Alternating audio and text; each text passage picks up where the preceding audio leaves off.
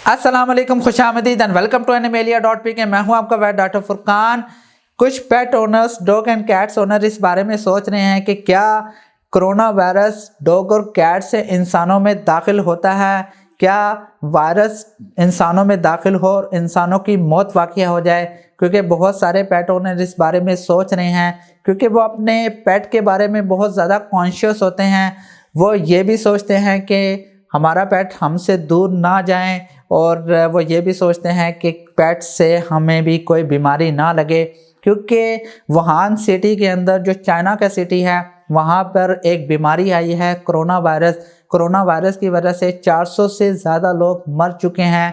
21,000 से ज़्यादा लोग इस बीमारी में मुब्तला हो चुके हैं, मुतासिर हो चुके हैं, और 10 से ज़्यादा ममालिक इस बीमारी की लपेट में आ चुके हैं। और कुछ ममालिक में तो एमरजेंसी नाफिस है कि ये बीमारी डे बाय डे इंक्रीज़ हो रही है, लेकिन इसका सोर्स अभी तक अननोन है। कहा जा रहा है कि इसका सोर्स एनिमल है, क्योंकि मोस्टली घरों के अंदर डॉग और कैट्स अवेलेबल हैं। चाइना सिटी के अंदर ये जब अफवाह फैली है तो मोस्टली लोगों ने, जिन लोगों ने कैट्स एंड डॉग्स रखे हुए थे, उन लोगों ने कैट्स एंड डॉग्स को खिड़की से बाहर फेंक दिया। उनकी मौत भी वाक़या हो गई। क्या ये सवालात ऐसे हैं कि हर पेट ओनर सोच रहा है, लेकिन मैं आज आपको कुछ ऐसे फैक्ट्स बताऊंगा जिससे आप इजीली आइडेंटिफाई कर सकते हैं, और कुछ ऐसे साइन एंड सिम्टम्स हैं जिससे आप इजीली आइडेंटिफाई कर सकते हैं कि आपके एनिमल से ये डिजीज़ ट्रांसफ़र हो सकती है या नहीं हो सकती। प्लीज़ इस वीडियो को ज़रूर शेयर कीजिएगा और प्लीज़ इस चैनल को ज़रूर सब्सक्राइब कीजिएगा। डिटेल से डिस्कस करते हैं। चले आइए शुरू करते हैं।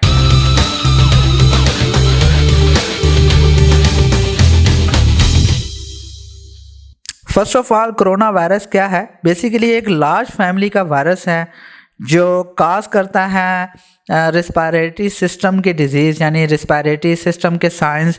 अगर बात की जाए तो इसमें से कुछ डिजीज़ ऐसी हैं जिसका जो फर्स्ट नेम है वो है मिडल ईस्ट रिस्पायरेटरी सिंड्रोम, जो सेकंड है वो है सीवियर एक्यूट रिस्पायरेटरी सिंड्रोम, और जो थर्ड है वो है नोवल कोरोना वायरस।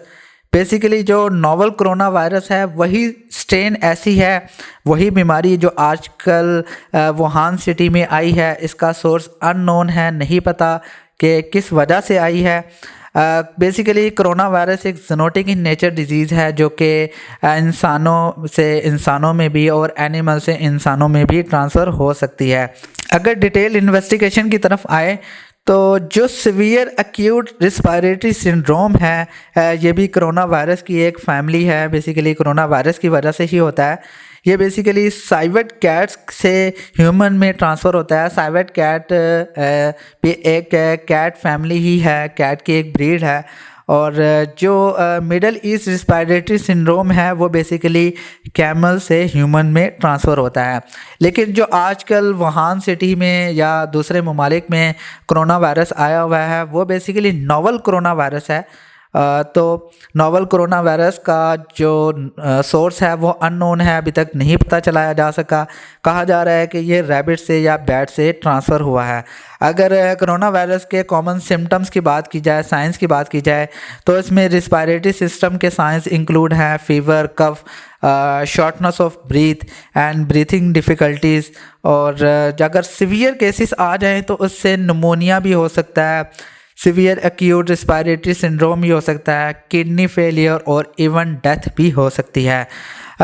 लेकिन जो ज़्यादा ख़तरनाक जो स्ट्रेन है वो नोवल कोरोना वायरस की ही देखने को मिली है। जो ऑलरेडी जो पहले कोरोना वायरस आए थे वो इतने ज़्यादा ख़तरनाक नहीं थे, उनको काबू किया जा सकता था। लेकिन नोवल कोरोना वायरस एक न्यू स्ट्रेन थी, न्यू वायरस की शक्ल थी। इसको अभी तक आइडेंटिफाई नहीं किया जा सका। साइंटिस्ट इस चीज़ पर लगे हुए हैं और इस चीज़ पर रिसर्च कर रहे हैं कि इसका क्या तोड़ निकाला जाए, इसको कैसे काबू किया जाए। और जो मैं आपको ये सारी गाइडलाइंस बता रहा हूँ ये basically WHO World Health Organization की गाइडलाइंस हैं। आप उनकी वेबसाइट से चेक भी कर सकते हैं। मैं उम्मीद करता हूँ कि आपको ये पॉइंट्स समझ आ गए होंगे। इंशाल्लाह नेक्स्ट वीडियो में मिलते हैं। खुदा हाफिज़।